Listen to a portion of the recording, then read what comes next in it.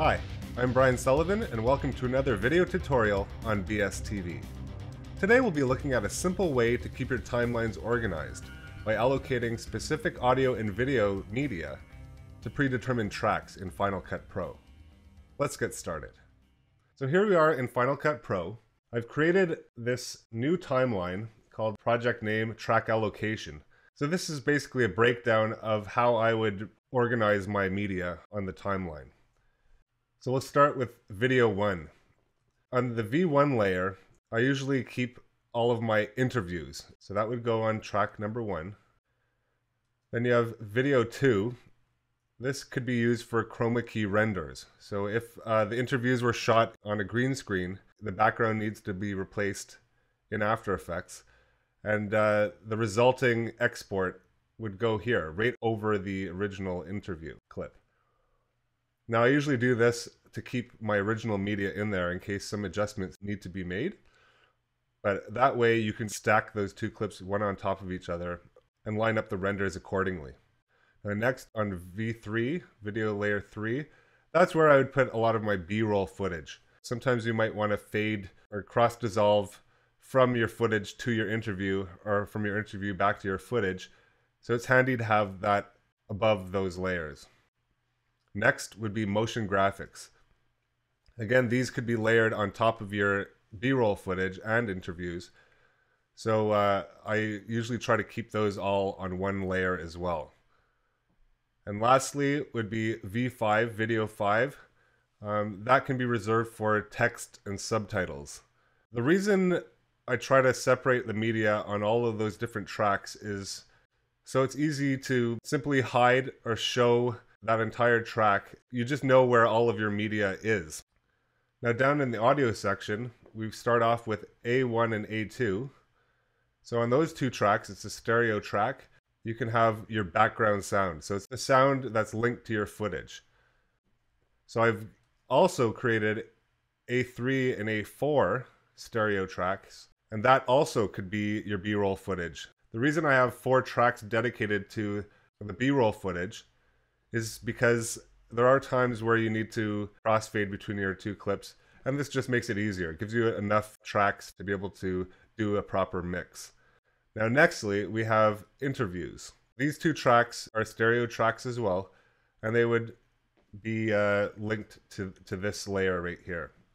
And again, you can mute the other tracks, so you could just listen to the interviews only.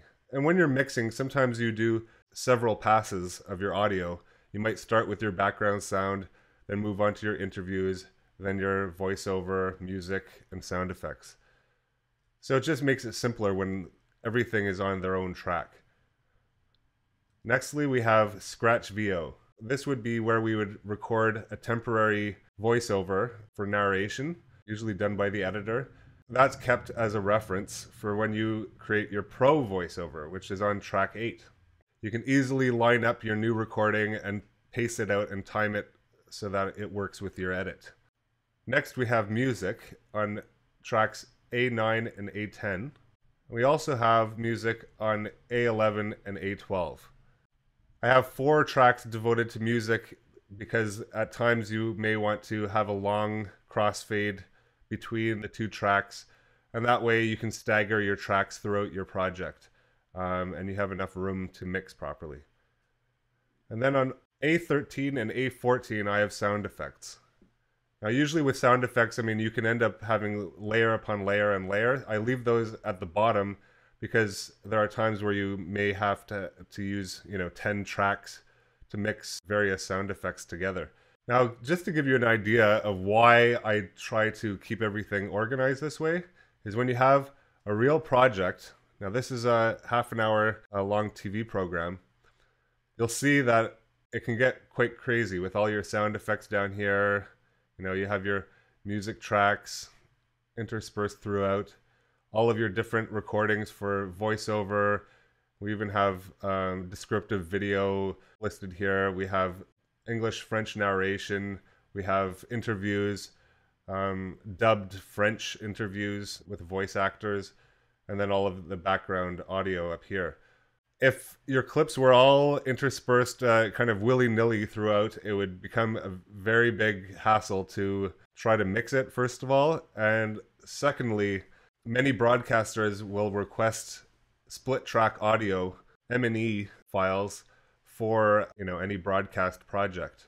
Now, to be able to deliver that simply, it's very handy to be able to just select tracks A1 and A2, export those tracks only, and then you would move on to the next two tracks. That way you can separate out your audio for your interviews, your background, your narration, your music, and sound effects.